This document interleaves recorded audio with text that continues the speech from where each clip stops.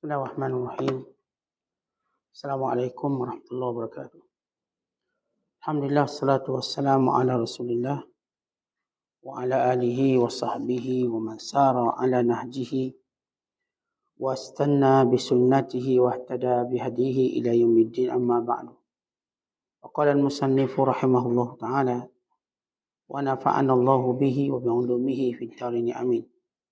Berkata Imam Al-Allamah Syekh Abdul Qasim Al-Qushayri, semoga Allah Ta'ala merahmatinya dan kita mendapat manfaat serta barakah ilmunya. Diriwayatkan dari Ibrahim bin Syaiban,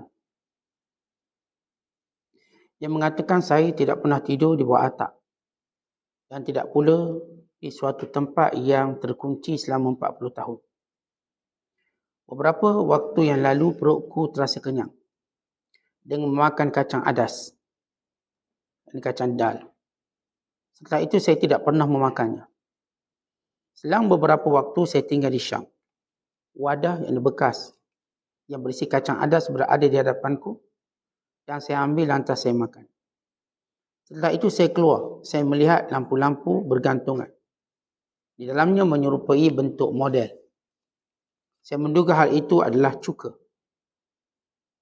Seseorang bertanya kepadaku, apa yang kamu lihat dalam bentuk model? Yang dalam bentuk model itu adalah khamar, yakni arak. Saya menjawab, ini adalah bahagian dari kewajibanku. Lantas saya masuk ke kedai.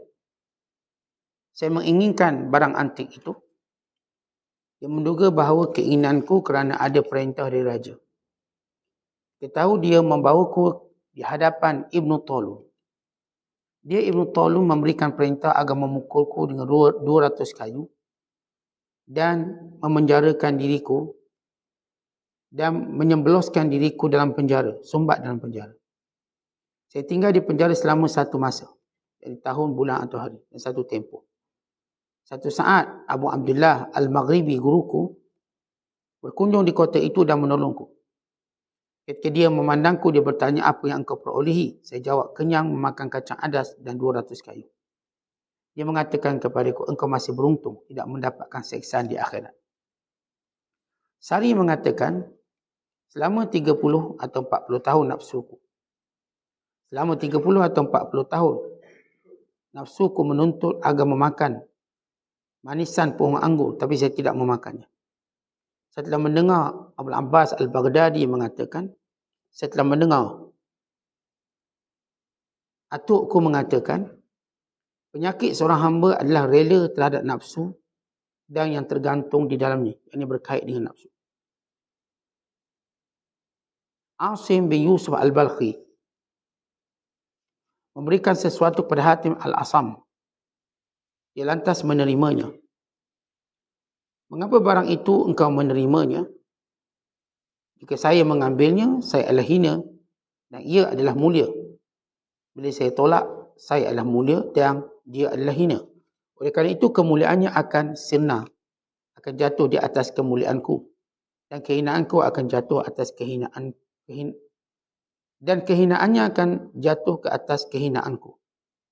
Sebagian ulama pernah ditanya, saya hendak melaksanakan ibadat haji sendirian. Dia menjawab, pertama kali hatimu harus kau sendirikan dari kelupaan, dirimu dari permainan, mulutmu dari sia-sia, kemudian tempuhlah apa yang kau kehendaki. Abu Sulaiman Abdul Rahman Ad-Darani mengatakan, barang siapa yang berbuat baik di waktu malam, maka dia akan dicukupi waktu siang. Barang siapa yang berbuat baik di waktu siang, maka akan dicukupi waktu malam. Barang siapa meninggalkan syahwat, maka dia akan dicukupi biaya hidupnya. Allah akan memuliakan orang yang menyeksa hatinya dengan meninggalkan syahwat dan mengharapkan pahala. Allah Ta'ala menurunkan wahyu kepada Nabi Daud AS. Wahai Daud, peringatkan teman-temanmu agar menghindarkan diri dari syahwat. Hati yang selalu berhubungan dengan syahwat ingin memperoleh kesenangan dunia, sedang akal fikirnya akan terhalang, mahjub. Seorang laki-laki duduk di atas udara. Seraya dia tanya, dengan apa engkau memperoleh ini, yakni kedudukan ini? Saya telah meninggalkan keinginan dunia, oleh kerana itu udara itu tunduk kepadaku. Dan satu riwayat diceritakan, seandainya ditampakkan kepada orang mukmin 1000 syahwat, maka dia pasti mengeluarkannya dengan rasa takut. Dan seandainya ditampakkan kepada orang jahat satu syahwat, maka dia pasti mengeluarkannya dari takut. Ada yang mengatakan, jika pemimpin kau dudukkan dalam kekuasaan hawa nafsu, maka dia akan membawamu kepada kezaliman. Yusuf bin Asbaq mengatakan, tidak ada yang mampu menghilangkan syahwat dari hati, kecuali takut yang dibengongkan dan rindu yang digoncangkan. Ibrahim Al-Khawas mengatakan, barang siapa meninggalkan syahwat, tetapi dia tidak menemukan pengganti dalam hatinya, maka dia bohong. Ja'far bin Nasr mengatakan, Junaid pernah memberiku 1 dirham kepadaku dan dia mengatakan, belilah buah tin waziri untukku. Saya lantas membelinya. Ketika dia berbuka, dia hanya mengambil 1. Dia meletakkannya ke dalam mulutnya. Kemudian dia muntahkan lantas menangis. Bawalah buah tin ini. Artinya apa yang dia perintahkan, saya laksanakan. Waktu itu dia mengatakan, Hatib memanggilku dan mengatakan, Hatib, seseorang yang membisikkanku, mengatakan, apakah engkau tidak malu terhadap syahwat yang telah engkau tinggalkan? Lantas kau kembali kepadanya. Syair menyatakan, nunnya lafal hawan telah tercuri. Dari lafal hawal, terkaparnya tiap-tiap lafal hawa, juga terkaparnya lafaz hawan. Muslimin dan muslimat, yang rahmat Allah sekalian. Beberapa kisah dan cerita tentang bagaimana mengatasi syahwat. Para ulama, para salafus soleh, bukan sekadar meninggalkan syahwat yang haram secara wajib, tetapi mereka juga meninggalkan syahwat yang halal secara ikhtiar, sebagai satu riyadhah latihan diri. Kerana manusia bila ingin meninggalkan yang haram, maka dia perlu melatih diri meninggalkan yang halal. Dan ini yang Allah Ta'ala didik kita dengan ibadat puasa. Kita meninggalkan yang halal. Kita tak makan, kita tak minum. Yang sebelum puasa hukumnya halal. Untuk dididik, ianya hanya dibenarkan selepas maghrib. Demikian dalam mendidik hawa nafsu. Hawa nafsu ini sebagaimana Allah sebut dalam Al-Quran, innan nafsa la'ammaratun bisu'. Hawa nafsu ini mendorong ke arah kejahatan. Sepakat ulama wajib menahan hawa nafsu yang bersifat haram, yang bersifat melanggar syariat, yang bersifat takabur dan sombong dalam menerima kebenaran. Cuma tinggal lagi bagaimana melatih diri, bagi meninggalkan yang haram, kita meninggalkan yang harus. Supaya terlatih. Bagaimana kalau kita tengok, kalau kita nak pagar rumah kita, nak suruh selamat rumah, maka kita akan pagar kawasan rumah. Yang kita nak selamat ialah rumahnya, bukan kawasan. Tapi kerana nak menjamin rumah itu benar-benar selamat, kita pun buat satu pagar yang jaraknya jauh dari rumah kita, keliling. Protectnya pada rumah. Bagaimana orang yang membina pagar yang luas, lebih luas dari rumah dia, lebih jauh daripada jarak rumah dia. Kadang-kadang kita tengok rumah-rumah orang tertentu, imam raja ke, orang besar-besar. Nak sampai ke rumah dia tu, gerak tu 200 meter, dia ada pagar. Sampai 200 meter pintu pagar baru sampai rumah dia. Supaya selamat rumah dia. Demikian kita jaga iman kita. Kalau kita nak jaga iman, mana mungkin kita biarkan rumah ini tanpa pagar sehingga dia mudah dicerobot oleh pencuri dan perompak.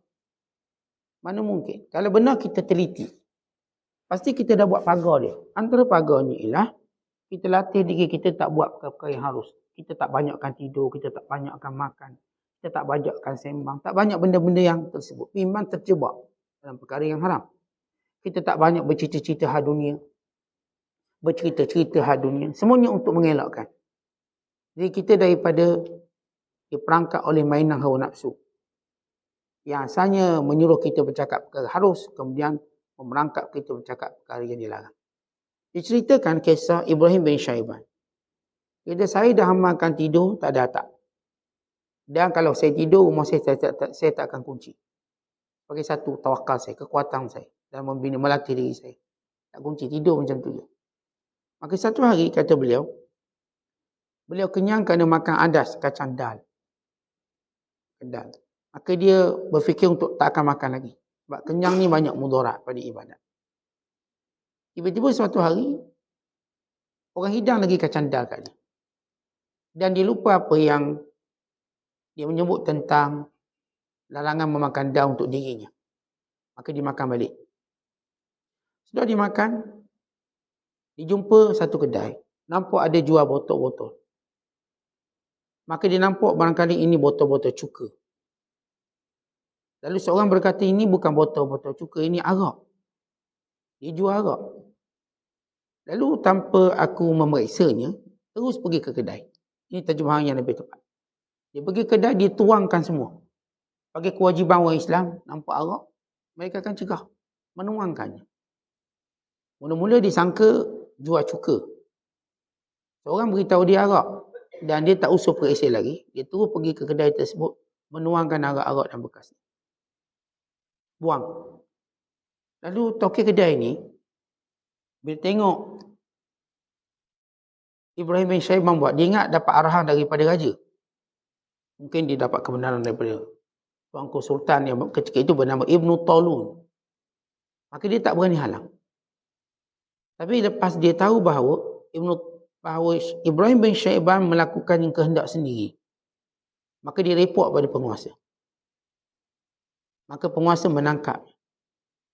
Kerana dia menuangkan cuka, bukan arak.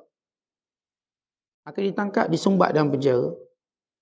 Dibiarkan satu tempoh. Sehingga Tok Guru dia datang ke kota tersebut. Dengan syafaat Tok Gurunya, maka dia dibenarkan keluar. Dia beri syafaat, maka keluar. Maka gurunya kata, apa cerita kamu ni tahu-tahu masuk penjara? Maka dia kata, ini disebabkan syahwat aku makan kacang adas. Ini mereka, tuan-tuan kita, seorang yang bijak sana, bila berlaku sesuatu dia akan cari sebab. Tujuan sebab tadi untuk dia mengatasinya. Apa sebab? Kalau kita cerita kenapa kita tak bangun subuh tadi, mesti ada sebab. Tidur lewat ke? Malam kita mungkin main ke? Malam kita duduk sembang lama sangat. Kalau kita tak dapat kemanisan ibadat hari ni, kenapa? Kita cari sebab. Manusia yang normal, apa pun berlaku pada diri dia akan cari sebab. Dan orang akan tanya pada kita sebab apa? Kita cerita kita berlanggar semalam. Orang kata sebab apa langgar? Tak nampak ke? Kita pun sebut sebab. Oh sebab saya tak puasa. Sebab saya tadi tengok perempuan. Mungkin Allah balas tu. Terus masuk lubang. Mungkin. Orang beriman kan cari sebab. Dan kita dah sebut. Sebab paling tertinggi sebab kita dengan Tuhan. Bila berlaku sesuatu pada kita, pertama kita tahu ini datang dari Allah. Datang daripada takdir Allah, ketentuan Allah. Dan Allah dalam takdirnya pada kita tak sia-sia. Mesti ada sebab. Itu sunnatullah. Dan kerana itu setiap orang mesti cari sebab.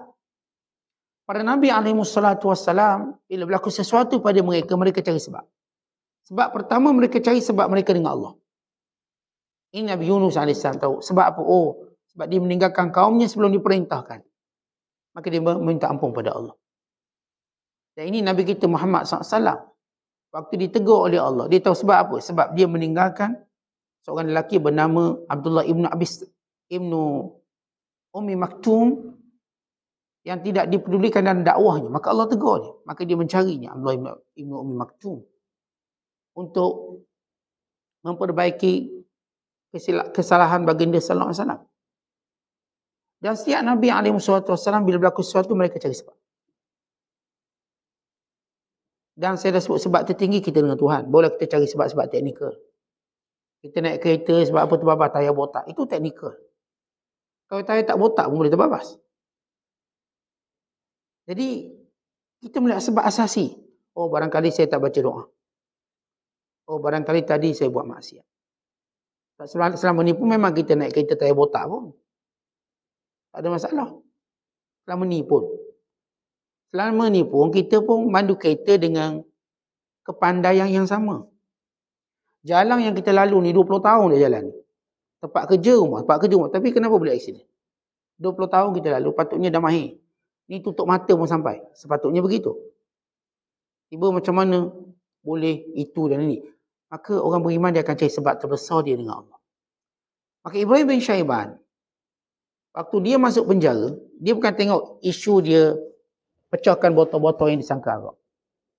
Dia melihat itu kewajiban. Tetapi barangkali dia kekenyangan, syahwat, makan adas, sampai dia lupa usul periksa. Dan bila kita lupa usul periksa, lalu kita mungkin menghukum secara salah. atas kecuaian kita. Itu kita sentiasa usul periksa suatu perkara.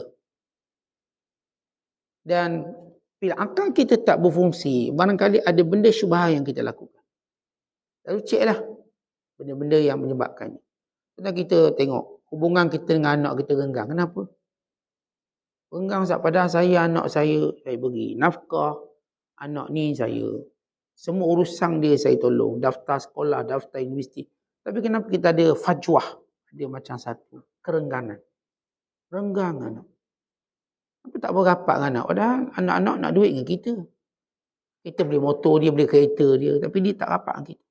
Lalu kita melihat kita sendiri Allah beri nikmat, kita tak rapat dengan Allah. Allah yang beri nikmat kita setiap hari. Kita pun tak rapat dengan Allah. Kita nak mencela anak-anak tak rapat dengan kita. Kenapa tak cela diri kerana tak rapat dengan Tuhan? Yang Allah beri nikmat kita macam-macam. Saban hari, saban tahun. Kita masih beralasan dalam hal agama. Lalu kita marah ni anak-anak saya beri semua benda tapi dia tetap ada masalah dengan saya. Maka ini satu benda yang kita perlu perbaiki. Ini yang disebut sebagai syahwat. Sari menceritakan, saya pernah mengidam nak makan anggur. Makan pohon anggur paling manis sekali.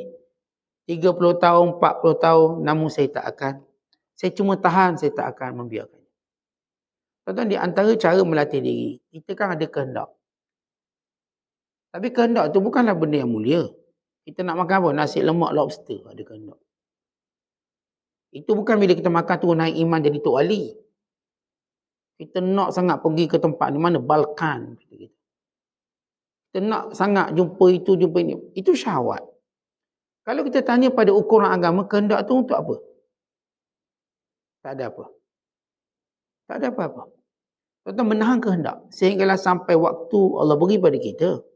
Maka itu jauh lebih baik kita terus berkehendak sehingga kita tak ataupun tidak dapat mengawal diri kita dalam kehendak tadi dan merugikan masa kita. Sebab itu kita belajar bila kita ada nafsu, nak sesuatu, cuba tahan. Kita akan dapat rasa kemanisan. Tuan-tuan tengok. Bila kita melakukan ibadat puasa, kita tahan nafsu kita. Bukankah kemanisan waktu makan? Sedap makan.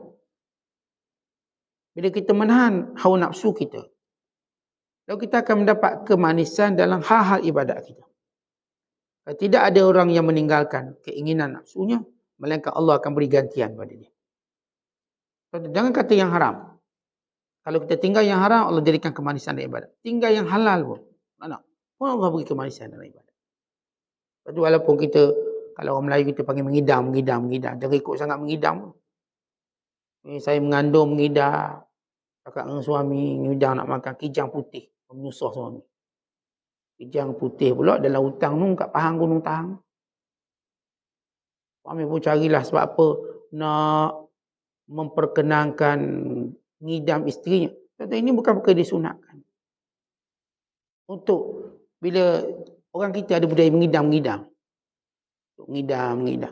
Maka sebenarnya cara merawatnya ialah menahan nafsu. Ada pula dia kata, Ustaz, nanti kalau anak lahir belenjer dia sebab apa? Mak dia mengidam. Tu anak tu. Belenjer dia. Contoh kalau makan pun sama juga anak macam tu. Kita ada khurafat tu.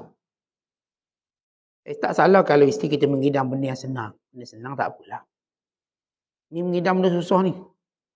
Apatah lagi jenis mengidam benda mengarut pun ada. Makan kertas lah. Makan kayu tu lagi mengarut. Itu gangguan. Ya, ada gangguan. Mengidam benda-benda yang pelik.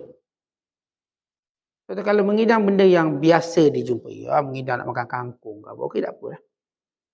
Tapi mengidam benda susah ni. Itu gangguan.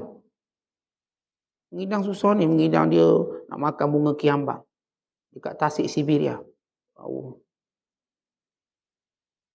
Suami cari tidak ni. Abang saya dah mimpi makan. Bunga kiambang. Kata ini mengarut. Ini syahwat. Lepas tu kalau isteri mengidamlah benda senang-senang. Saya mengidam nak masak lah hari ni. Bagus. Mengidam nak masak. Mengidam makan benda yang senang-senang. Ini syahwat. Kalau dia mampu menahannya, pasti anaknya hebat. Bukan anak yang lahir keluar idionya tu, bukan. Pasti anaknya hebat. Kerana si ibu melahirkan anak yang dia berjaya menahan hawa nafsu. Kemudian diceritakan bagaimana seorang ulama berkata, saya mendengar atukku berkata, penyakit seorang hamba asal kepada penyakit kita ialah rela terhadap nafsu. Dan apa sahaja yang terkandung dengan nafsu. Tuan-tuan tengok kita sakit itu badan ni kerana kita ikut nafsu. Rela dengan nafsu. Itu penyakit badan yang kita nampak. Yang kita hari ni kolesterolnya, darah tingginya, kecil manis, itu kan nafsu kita. Tentang itu benda-benda yang agak kecil berbanding nafsu yang merosakkan atau menjadikan agama berpenyakit. Nafsu nak kaya sampai tak peduli halal haram, dosa, pahala. Sampai tak reti nak bagi waktu untuk jaga agama, untuk melaksanakan kewajiban, untuk buat taat. Asalkan dia nak cari dunia. Inilah penyakit. Bila seorang redha dengan nafsunya, maka dia telah meredakan dirinya ditimpa dengan penyakit. Penyakit hati, penyakit agama, bukan penyakit fizikalnya. Diceritakan, bila Asim bin Yusuf al-Balkhi diberi sesuatu pada hati. Ini dia terjemah salah, dia kata menciumnya. Di Arab bunyi, dia eja qaf, ba, lam, qabilahu. Tapi kalau letak sabdu, dia kata qabbalahu, dia cium. Kerana tulisan kitab Arab ni dia tak ada baris. Kalau ada baris tu yang darjah 1, darjah 2 mungkin. Kalau peringkat level tinggi, kitab tak akan ada baris. Ditulis qaf, ba, lam, ha, qabilahu. Kita baca. Tapi kalau dia silap baca, dia akan baca qabbalahu dengan sabdu. Dia sebut qabbalahu makna cium. Qabilahu makna terima. Terjemahan tepat di sini lah qabilahu, dia terima. Jadi saya akan betulkan secara terjemahan yang tepat. Di mana seorang beri pada Hatim Al-Asam sesuatu, lalu dia terima. Lalu orang tanya, kenapa kamu terima? Dia kata gini, kaedah macam ni. Kalau saya terima, saya hina lah. Dia yang beri itu mulia. Kalau saya tolak, saya mulia. Sebab tolak tak nak, saya mulia. Dan dia hina sebab tolak pemberiannya. Maka saya memilih untuk menghina diri saya terima. Contoh sekarang gini, kita kan bila kita memberi nampak kita hebat. Kita beri, ambil duit. Ambil durian. Ambil ni, nampak hebat. Yang terima tu nampak bawah sikit. Tapi kalau yang bawah tu tak nak terima, kita bagi duit, saya tak nak. Siapa nampak mulia waktu itu? Yang menolaknya. Yang beri nampak hina. Sebab beri orang tak nak.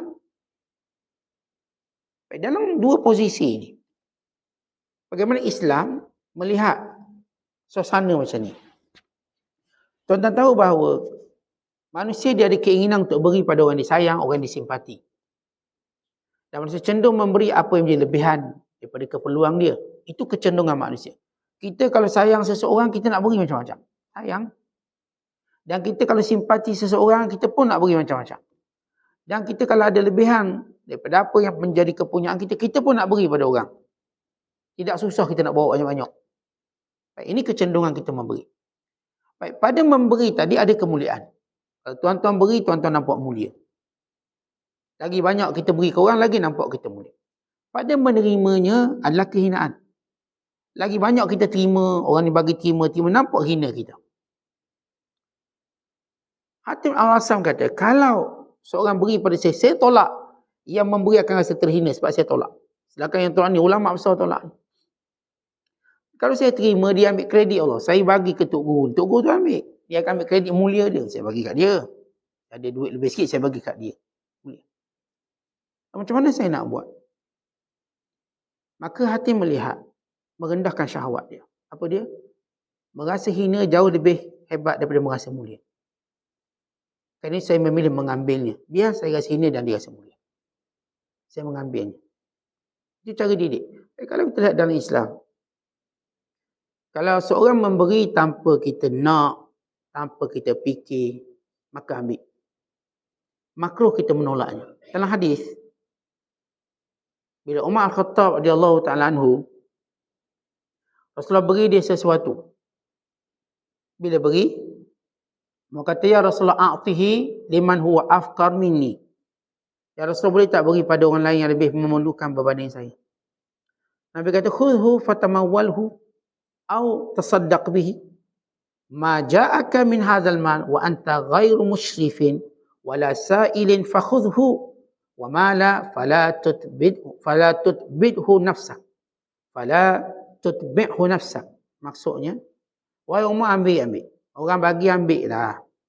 Sama ada kamu simpan benda ni, buatlah apa-apa pun, atau kamu bersedekah. Sekiranya kamu datang pemberian tanpa kamu inginkan dan tanpa kamu minta, maka ambil. Tapi kalau itu yang kamu nak, kamu inginkan, maka jangan ambil. Jangan penatkan nafsu kamu. Baik, Nabi SAW ajar kita. Bila seorang memberi kepada kita sesuatu dalam keadaan kita tak nak, maksudnya kita tak minta, dan kita pun tak ada cenderung pun keinginan tadi, tiba orang bagi, maka ambil. Sunat ambil. Kenapa? Memuliakan pemberi. Dan kita ambil. Tetapi kalau sekiranya kita yang nak, dan kita memang ada keinginan nak, maka kata Nabi SAW, fala tutbidhu nafsak. Jangan memenatkan diri. Al-Imam An-Nawawi menyebut pandangan ulama'-ulama'. Contoh, bila apakah hukum meminta sesuatu dalam keadaan kita berkemampuan? Kita minta, kita kata saya nak ni nak tu. Kadang-kadang kita berkemampuan. Boleh tak minta? Dia kalau kita minta tanpa sebab, tanpa tujuan, bukan tujuan kita memintanya dalam keadaan kita punya kemampuan dan sebagainya. Boleh tak kita meminta? Para ulama kata bahawa meminta dalam keadaan kita tanpa dorongan-dorongan apa, bukan kerana terpaksa, bukan kerana kita katakan tak ada duit dan sebagainya. Kita kerja, kita pun ada duit. Tapi kita nak minta juga dengan dia. Minta belanja. Belanja sikit misalnya. Kadang kita pun mampu, kita pun boleh belanja dia. Atau kita minta ni bagi duit yang sebakul, kita pun boleh beli 2 bakul, boleh beli. Saja minta. Baik, kalau sekiranya kita meminta tanpa apa-apa keperluan, min ghairu daruratin, hukumnya makruh. Tapi dengan 3 syarat. Kalau syarat ni tak ada, dia jadi haram. Yang pertama, tidak mendesak. Dia tak boleh minta desak-desak. Yang kedua, tidak menghina diri yang meminta. Yang kita hina diri kita dalam minta. Yang ketiga, jangan menyakiti orang yang kita minta. Kita pun okey, dulu kamu susah aku bagi, dulu aku belanja, kau menyakitkan dia. Maka kalau kita tak penuhi syarat ini, hukumnya haram. Tapi kalau kita meminta sebagai satu didikan, ni Tok Guru minta dengan anak murid sebagai satu khidmat, untuk ajar anak murid dia pemurah, untuk menjadikan rezeki anak murid dia baik, dapat doa dan sebagainya, maka ini diharuskan. Atau mak ayah minta dengan anak, supaya anak ni ada komitmen taat. Dan komitmen berbakti. Ni man, kalau nanti kerja bagi mak 500 bulan. Maka harus. Nak didik biar dia ni ada tanggungjawab. Biar rezeki dia berkat. Biar rezeki dia berkat. Dah beri ke mak ayah, rezekinya berkat. Ni kalau tak suruh, dia tak bagi. Dan kita pun bukan nak sangat duit dia. Ni Tok Guru minta anak murid bukan nak sangat. Tapi nak latih. Pemurah. Biar awak berfikir lebih daripada itu. Biar awak akan diberkati rezeki dan sebagainya. Dan kita pun rasa mulia kalau yang minta itu orang mulia. Yang minta tu mulia, kita pun rasa mulia sebab dia sudi terima. Sebab kita pun dia macam trauma juga nak beri orang baik kan, tak terima kan, malu kita. Maka dia beri laluan. Dia kata, beri ke saya ni jambu biji atau jambu bagi saya satu plastik. Oh, saya memang nak bagi tapi takut Ustaz tak nak. Takut juga. Malu kita. Jadi dia nak, okey, lagi bagus. Doakan sekian-sekian. Ini hukum meminta secara umum.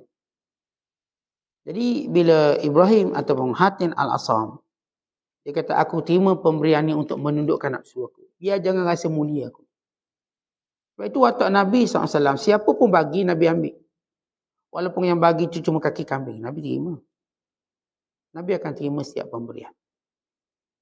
Walaupun yang beri ni roti pecah, Nabi terima. Yang ajak Rasulullah makan ni cuma cicah cuka, Nabi terima. Kenapa? Orang yang memberi, dia mendapat kemuliaan. apatah lagi pada Nabi SAW. Oleh kerana itu mendidik hawa nafsu. Cara mendidik hawa nafsu. Jangan cuba kita mengambil kesempatan untuk jadi lebih mulia pada dia dengan cara hawa nafsu. Dia ceritakan, ada seorang ulama kata, saya nak pergi haji sendirian. Uridul hajjah tajridan, ay mujarridan. Apa maksud sendirian? Maksudnya pergi haji dengan jalan kaki. Pergi haji dengan cara bukan dengan kafilah. Dia sendiri nak didik lebih kuat. Supaya bila pergi haji sendirian kurang bercakap dengan orang.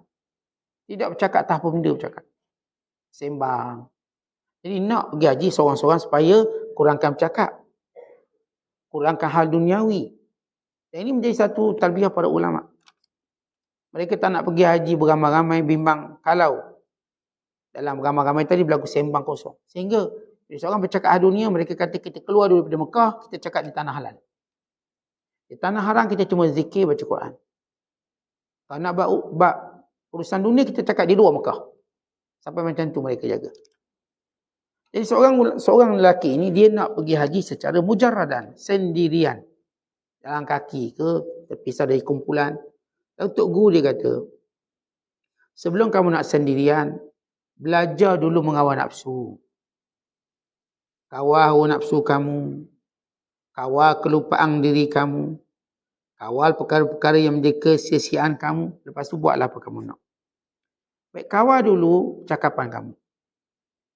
Kawal dulu hati kamu. Kawal dulu nafsu dan syahwat kamu. Lepas itu pergi haji seorang.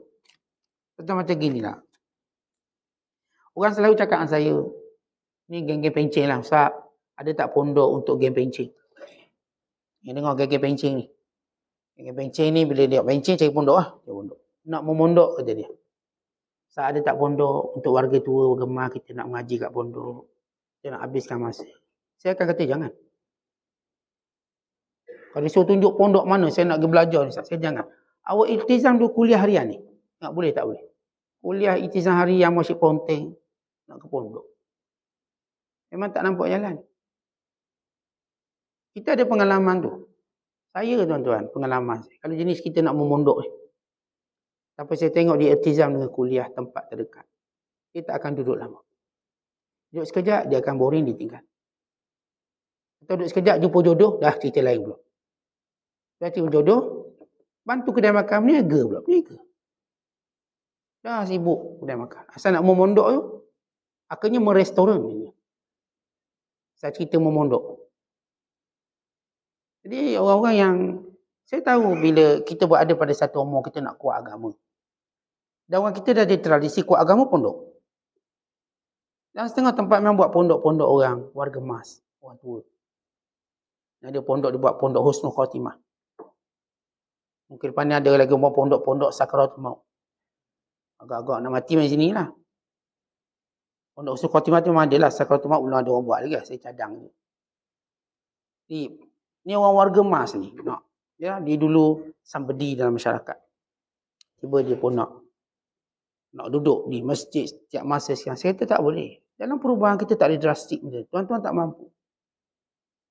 Tuan-tuan tak mampu. Macam orang Dayak juga. Dia drastik. Tak nak tu, tak nak ni. Akhir mati ke bulu. Mati. Memang kurus tapi mati. Arwah dah tu.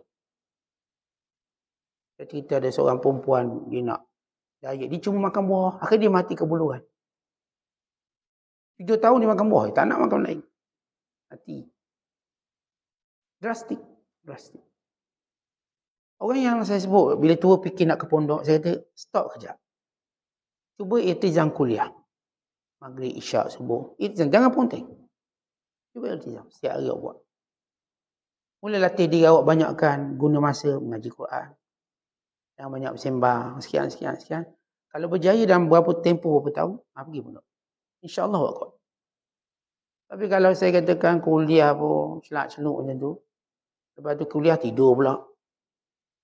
Lepas tu kata cerita kat kita nak pergi pondok. Saya kata tak payah. Tak payah ulang kegagalan orang dulu. Sebab kita kenal orang-orang yang gagal. Saya kata saya bukan orang pertama tadi nak ke pondok. Ini cerita-cerita yang tanya semua habis macam tu je. Jadi kita katakan awak iltizam. Satu hari kalau awak dah dapat manfaat yang banyak di satu tempat. Dah dapat kawan soleh. Maka cukup dalam membina agama kita. Kita fikir macam mana kita nak beri manfaat lebih besar. Dan keadaan kita sekarang. Kalau kita berada di tempat yang kita ada tok guru yang boleh mengajar dan memenuhi keperluan kita. Kita nak apa? Tauhid, fiqh, tasawuf, semua ada. Kita dapat keperluan yang cukup. Tiba-tiba nanti nak pergi pondok, akhirnya kata ustaz, tak macam ustaz lah ngajar, tak sedap lah ustaz. Itu alasan pertama nak lari tu. Lepas tu dia pun lari sebab konon ustaz sedap. Duduk 2 hari, ni ustaz boleh tinggal sekali. Rupanya nafsunya sedap. Bukan agamanya. Jadi kalau orang kata ustaz ceramah sedap lah, kita tak akan teruja dengan perkataan tu. Sebab yang puji lebih ni biasa dia hilang cepat. Inilah hilang cepat sekali. Baik jenis orang yang belajar, bukan sibuk untuk memuji gurunya, tapi sibuk mengambil manfaat. Apa yang saya boleh ubah, apa yang saya boleh baiki dalam hidup saya. Akhirnya dia sibuk dengan benda-benda macam tu. Dia sampai dia berbakti pada masyarakat sekeliling dia. Dia sampai dia baiki balik mendidik anak-anak dia. Ada kewajipan mendidik anak. Dulu saya silap didik anak. Saya dah belajar. Anak-anak saya walaupun dah besar, saya nak baiki balik. Yang dulu tak tekan bab semayang, bab puasa, bab solat, dalam bab hal-hal kebaikan, kita mau ubah. Tetapi bila benar-benar bersedia, silakan. Tapi saya tak rasa orang yang tiba-tiba nak start tu, pondok tu bersedia. Saya tak rasa. Secara pengalaman. Wallahu musawwab, kita taklah kata sebut secara mutlak. Tapi itulah kebanyakan berlaku. Lepas tu iltizamlah kuliah kat masjid-masjid, surau-surau yang duduk dekat dengan rumah kita. Iltizam. Sampai kita dapat belajar. Kalau saya tak cukup, minta izin ke Tok Gusak. Saya rasa ilmu start ni macam dah bagus, tapi saya nak lebih lagi. Boleh tak saya nak belajar tempat ni. Tok Guru kita mungkin jawab. Kalau bodoh situ lah.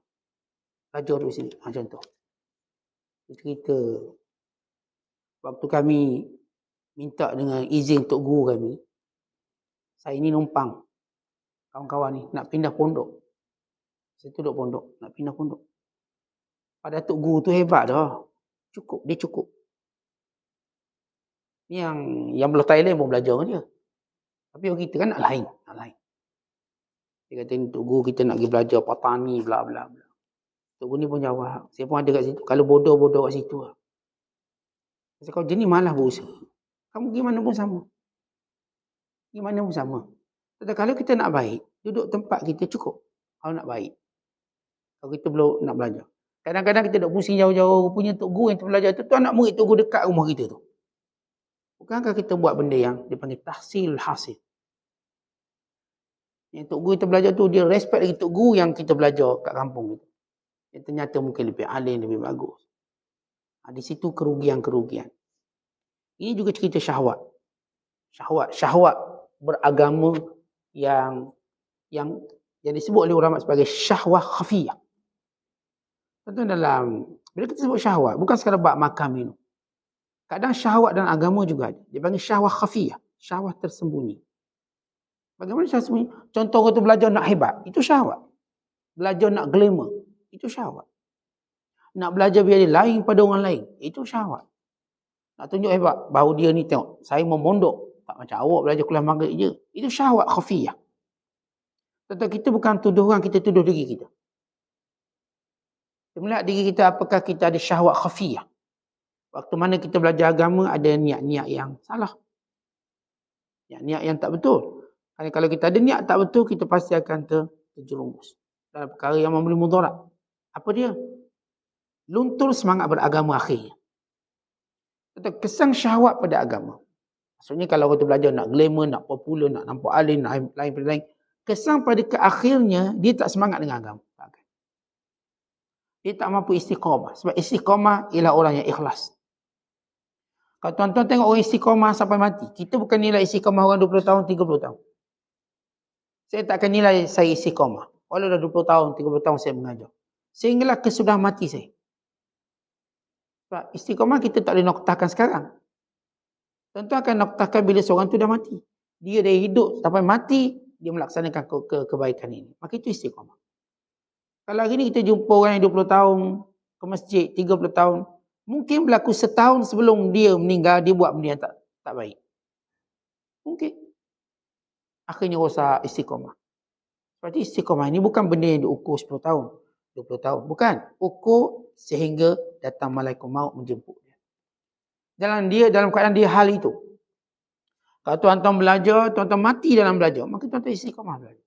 Kalau saya mengajar, saya mati tengah mengajar, maka saya istiqamah dalam mengajar. Atau saya tak mati melainkan dalam mood saya masih mengajar.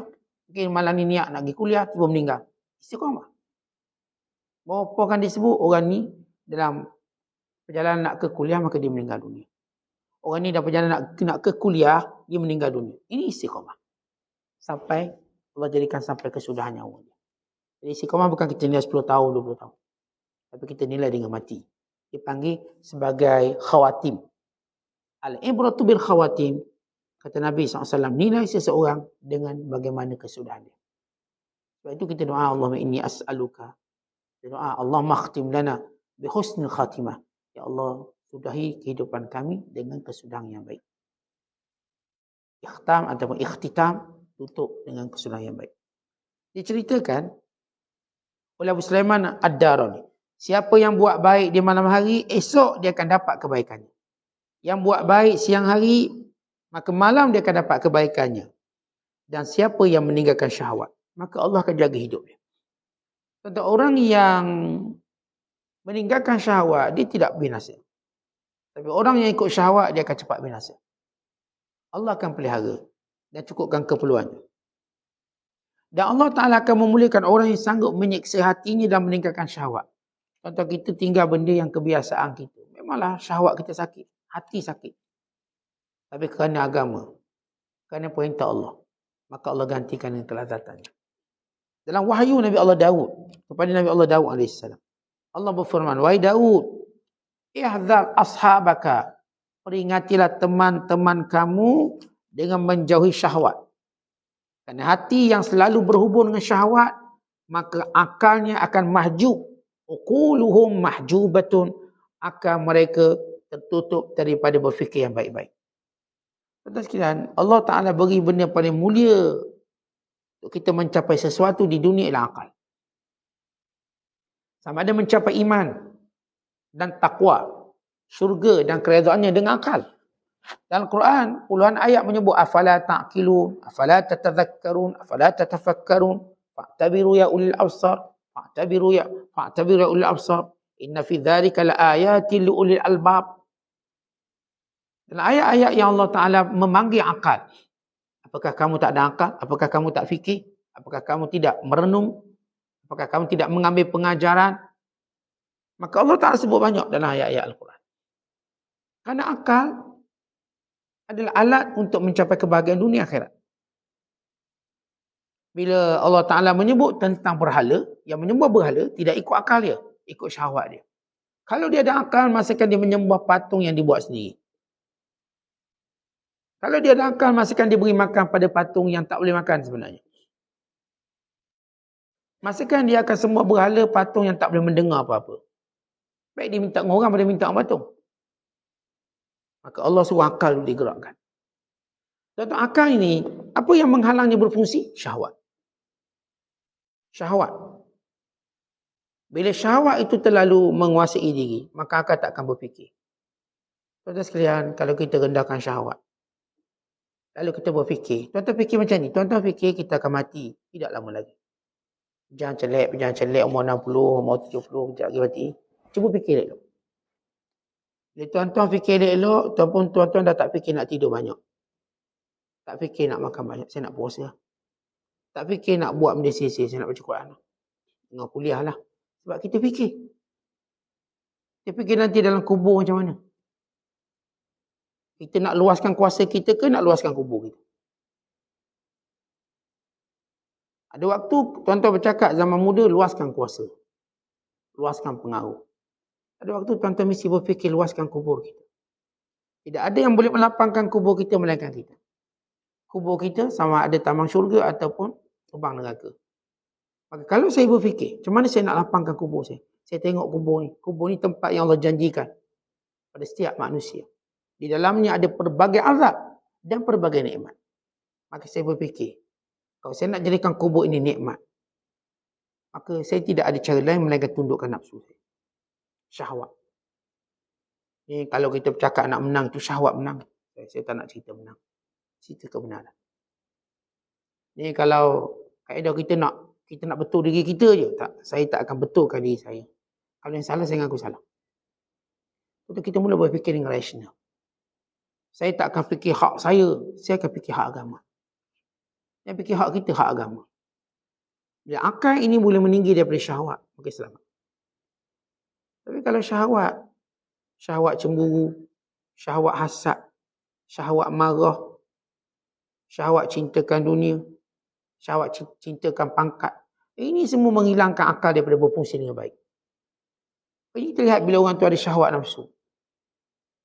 Dalam memerintah misalnya, apa yang dulu ditentang, itu yang dibuat sekarang. Kerana berdasarkan syahwat. Dulu sebelum merintah, dia kata tu tak boleh, tu tak boleh. Bila dia merintah, dia buat benda yang sama. Tak ada beza. Kerana ia bermula dari syahwat. Bukan dengan akal. Dulu cerita kalau saya kaya, saya akan begitu begini. Bila dia kaya, dia buat benda yang sama masa dia miskin. Pergi masjid, kedekut, sama. Dulu bila kedekut cerita sebab miskin. Sebab kena kerja keras Ustaz, sebab tak pergi masjid. Sekarang dah kaya, okey, benda sama dia buat. Dia cerita benda lain pula. Tapi itu syahwat. Sebab tu kalau kita lihat orang yang ada akal, waktu dia berjanji sesuatu janji, bila dia benar-benar berada di tempat tersebut, dia benar-benar orang paling berakal. Maka dia buat perubahan. Ini berlaku pada Malik bin Nadhr. Bila ada seorang sahabat Nabi SAW yang bernama Anas bin Nadhr. Dia tak pergi perang Badar. Dia kata, kalau aku berada dalam peperangan satu lagi bersama Nabi SAW, mereka akan tahu apa yang aku buat. Akhirnya dia berpeluang dalam perang Uhud. Apa yang dicakap sebelum perang, itu dia buat. Sehingga dia gugur syahid, di badannya ada 70 hingga 80 tikaman. Orang paling berani sekali waktu itu. Kerana dia betul-betul buat, bukan cakap. Kita berada pada zaman orang yang sebelum dapat cakap macam-macam. Bila dapat, dia lawang apa yang dicakap dulu. Baik namanya yang miskin tukar jadi kaya. Yang tak ada jawatan, hari ni ada jawatan. Yang dulu tak popular, hari ni popular. Yang dulu orang yang bujang, hari ni kahwin. Dia buat benda yang sama yang dulu yang dia kata tak betul kata buat. Masa dia bujang, dia kata apalah orang kahwin, payahnya ke masjid. Patutnya kahwin lagi senang ke masjid, bini siap makan minum. Bila dia kahwin serupa, benda sama, tak ke masjid. Jadi kita akan jumpa orang-orang yang sebenarnya dalam percakapannya syahwat. Bila dia, Allah beri peluang untuk berada satu tempat yang pernah dia condemn, maka kita akan lihat apakah dia benar atau tidak. Sebab itu tuan-tuan, kaedah ini disebut ulama. Hati-hati dalam bercakap. Kerana kita akan dapat apa yang kita cakap. Saya lah kalau kaya, saya tolong semua orang ni. Itu sebelum kaya. Lepas tu kaya, dia tak tolong seorang. Saya kalau jadi YB, semua selesai masalah. Dulu lah cakap. Lepas jadi YB, dia lah yang buat masalah. Itu cerita manusia dengan syahwat. Sebagai muhasabah kita tengok. Supaya apa yang kita cakap. Ingat, Allah akan minta bukti. Kita cakap apa ini? Allah akan minta bukti. Saya Ustaz, kalau sekiranya jatuh bisnes, saya tahu cara nak naik balik. Saya akan buat begitu begini. Maka Allah pun uji jatuh. Betul tak kita buat? Siap kita cakap ni. Jangan ingat dia lepas macam tu. Kita je dah tak pandang perkataan yang kita cakap dulu. Tapi percakapan itu menunggu kita kat depan. Tonton cakap lepas cakap. Tonton ingat percakapan tu habis macam tu ditiup angin. Tak, cakapan itu menunggu depan. Apakah kita buat? Saya kalau ada tanah, pasti saya tanam macam-macam. Dulu, sebelum ada tanah. Lepas ada tanah, tak tanam apa. Tunggu dia mati nak tanam dia. Itu. Masa dia cakap, kalau saya ada tanah, saya tanam sawit, tanam itu, tanam ni. Bila dia ada, dia tak buat apa. Sama macam orang lain, dijadikan sebagai mini zoo. Sebab tu hati-hati. Cakap.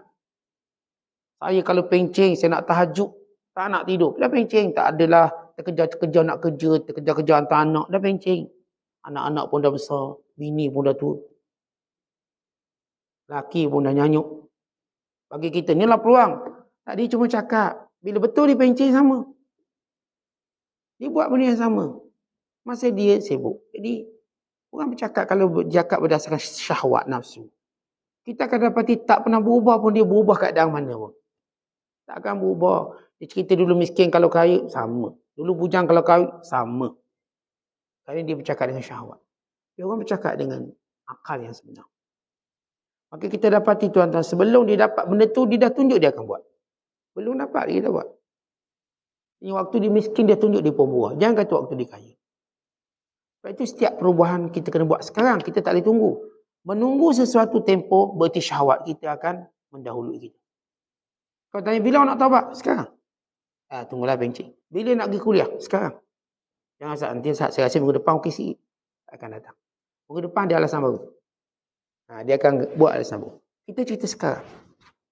Bila awak nak tolong saya ni? Sekarang saya tolong awak. Bila awak nak nasihat saya? Sekarang. Itu orang beriman sentiasa amalkan kata sekarang ni. Sekarang. Nak buat baik tuan-tuan, jangan tunggu satu tempoh. Kerana bila kita letak kebaikan pada satu tempoh, syahwat akan kacau kita. Syaitan akan kacau dan banyak lagi perkara yang akan kacau kita. Ini kisah syahwatnya. Wallahu a'lam. Assalamualaikum.